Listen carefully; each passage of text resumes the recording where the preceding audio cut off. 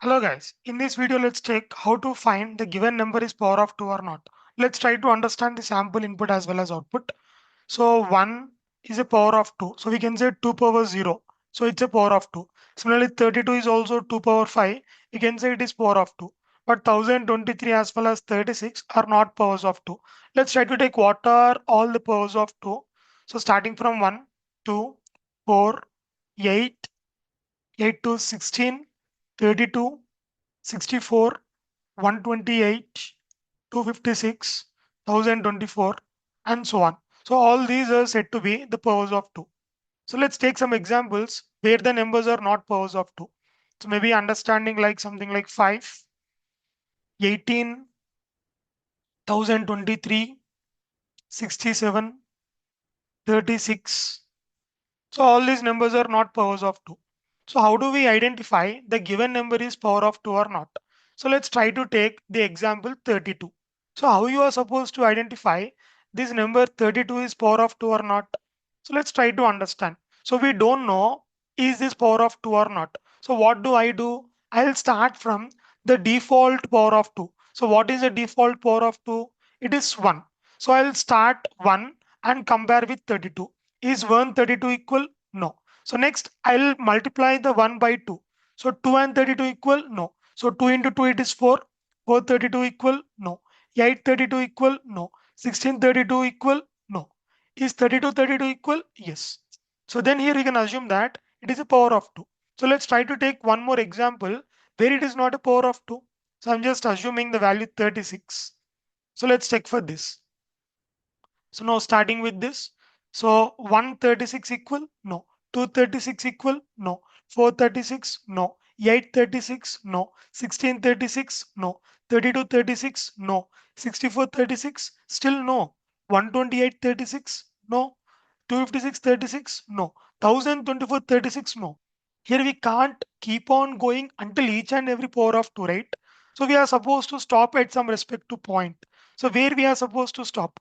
Here we can stop at this respect to point 32 only. So why we can stop at the point 32? After 32, you see the next value is 64. So 64 is not smaller than 36. So we need to travel until the value 32. So once it is going beyond 32, so meaning 64 is greater than the value 36. So here we are supposed to stop. So now you compare 64 and 36. Are these two equal? No. So then we can say that it is not a power of 2. So if you observe now, here we are multiplying by 2 starting from 1 until the value 64. So here we assume that once the condition is failed, so what is the condition it's gone failed over here? So if you try to observe this respect to value 64 is greater than the value 36. So meaning once the condition is failed, we stopped.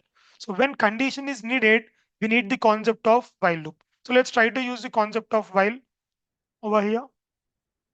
So what we can do here, we'll simply start with some value called power. So power default power of 2 is 1. So until where you are supposed to traverse, we need to traverse this respect to power until our given number. So meaning 1 less than the value 36, yes. So next what you're supposed to do, you need to do it the value 2. So power would be multiplied by 2. So again you check 2 less than 36. Yes. 3 less than, 4 less than 36. 8 less than 36. 16 less than 36. 32 less than 36. 64 less than 36. No. So you stop. So now if you see here, what is the value you got power? It is 64. So 64 is the value. Now what you got? So compare 64 with 36. If it is equal, it is a power of 2. If it is not the case, it's not a power of 2. So if you try to observe a 32, 1 less than 32, 2 less than, 4 less than, 8 less than, 16 less than, and now if you observe 32 is less than 32, here the condition got failed. But once you are outside the while loop, what is the power in handy? Power in hand is 32 and you are comparing with your number. So if you compare your power with your respect to number, if these two are equal, so then we can say that it is a power of 2. If not, it is not a power of 2. So let's try to put this into our Visual Studio and let's try to observe the output. So taking one value number, so which is an integer, int of input. So I have considered a file called power of 2.py. So after this, I'll just take value called power equal to 1. So until where we are supposed to traverse, so we need to traverse until our given number.